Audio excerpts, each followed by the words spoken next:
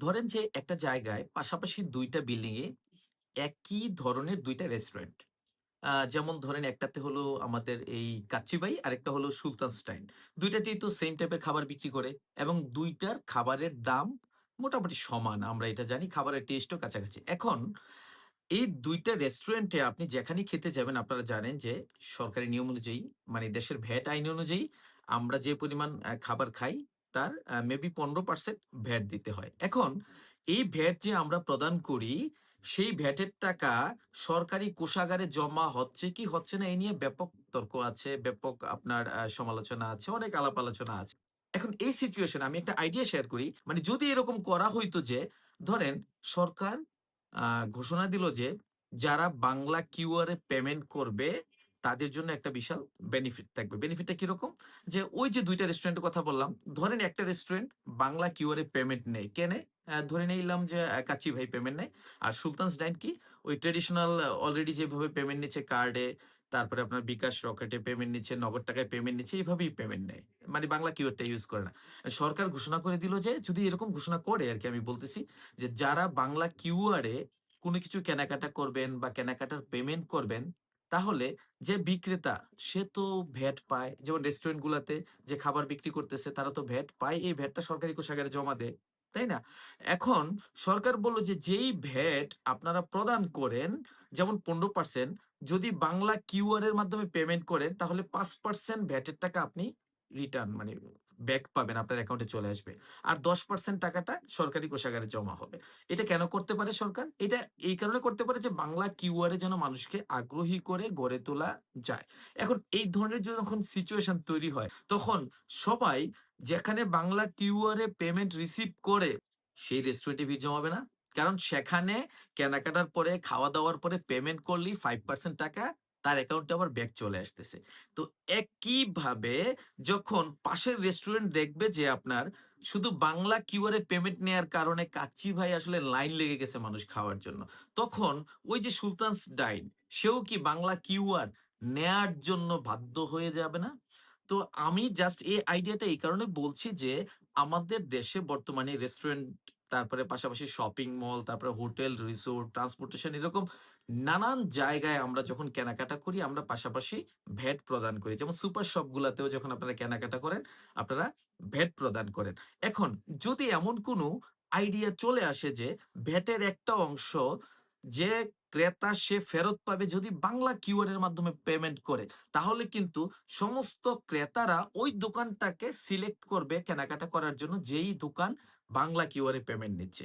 তো ওই সিচুয়েশন এ যে সকল দোকানদার, ব্যবসায়ী বা বিক্রেতারা বাংলা কিউআর নেই তারা কিন্তু কাস্টমার হারাবে।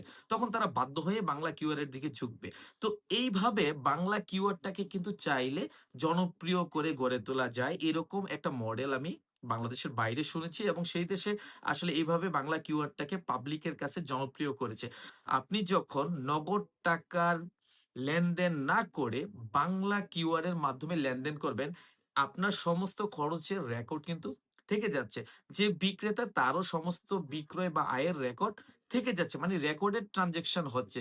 সো প্রত্যেকটা ট্রান্সেকশনের যেহেতু রেকর্ড থাকে, বাংলা কিওয়ার্ড এর মাধ্যমে লেনদেন যদি সবার জন্য আসলে এইভাবে সহজলভ্য করা যায়, কম খরচে করা যায় বা সেটেলমেন্ট টাইমটা খুব দ্রুত করা যায়, তাহলে সবাই যদি বাংলা কিওয়ার্ড এ অভ্যস্ত হয়ে যায়, যেমন অনেক উন্নত দেশে যেমন চায়নাতে আপনারা যারা চায়না ঘুরে আসছেন বলেন না যে ওইখানে আসলে ক্যাশ চলে না। সবাই আপনার কি WeChat Pay তে নেয়, তারপরে আরো কি যেন Alipay আছে, এগুলাতে নেয়। ইন্ডিয়াতে ইউপে আছে, ব্রাজিলে পিক্স আছে। সেটা ব্যাপক বিপ্লব ঘটাইছে। তো উন্নত অনেক দেশে আসলে এখন কিন্তু ক্যাশ টাকার পরিবর্তে ক্যাশলেস মানে ক্যাশবিহীন লেনদেনের প্রবণতা বা পদ্ধতি চালু হয়েছে। এইটা করতে গিয়ে কি হইছে?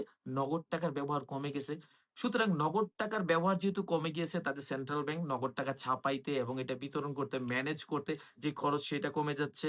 তারপরে এই নগদ টাকায় লেনদেন করলে কি হয়? জাল টাকা হয়, ছেঁড়া-ফাটা হয়, খুচরা টাকা থাকে, থাকে না, এই নিয়ে নানান গ্যাঞ্জাম ভেজাল হয়, সেগুলো কমে গেছে।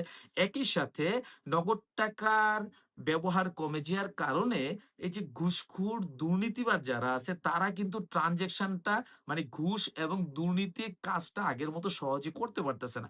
তার মানে আপনার ঘুষ আর দুর্নীতি কমে আসার পেছনেও এই ক্যাশলেস একটা ব্যাপক আপনার ভূমিকা পালন করতেছে। একই সাথে যেহেতু প্রত্যেকটা ট্রান্সেকশনের রেকর্ড থাকতেছে, সরকারের পক্ষে আপনার ট্যাক্স আদায়টা খুব সহজ হচ্ছে এবং সেন্ট্রাল ব্যাংকেরও আপনার মানি সার্কুলেশন এই ধরনের ক্ষেত্রে সিদ্ধান্ত নেয়ায় ওরা প্রকৃত তথ্য বা ডেটাটা সহজে পেয়ে যাচ্ছে, মানে ইফেক্টিভ ডিসিশন নিতে পারতেছে। তো বাংলাদেশ সরকার বাংলা কিউআর এর মাধ্যমে সেই পথে এগুচ্ছে যতদূর বুঝতে পারছি।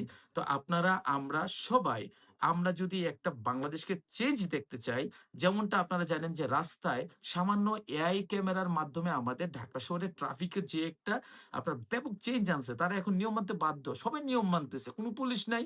কিন্তু যখনই লাল বাতি জ্বলতেছে তারা গাড়ি নিয়ে দাঁড়ায় যাচ্ছে। তাই না? কারণ অটোমেটিক মামলা হচ্ছে। তো একইভাবে এই বাংলা কিউআর আমার বিশ্বাস বাংলাদেশের ফাইন্যান্সিয়াল সেক্টরে একটা ব্যাপক বৈপ্লবিক চেঞ্জ আনবে। যেটা আমার আপনার সাধারণ মানুষের জন্য এটা অবশ্যই পজিটিভ হবে।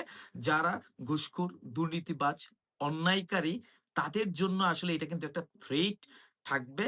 তো খুচরা লেনদেনে আমরা যখন বাংলা কিউআর এ অভ্যস্ত হবে এবং বাংলা কিউআর কে অ্যাকসেপ্ট করব, তখন কিন্তু এটার লং টার্ম এবং আল্টিমেট বেনিফিট কিন্তু আমরাই পাবো। সুতরাং আসুন আমরা সবাই বাংলা কিউআর কে হা বলি এবং যথাসম্ভব বাংলা কিউআর এ লেনদেন করার চেষ্টা করি। Thank you.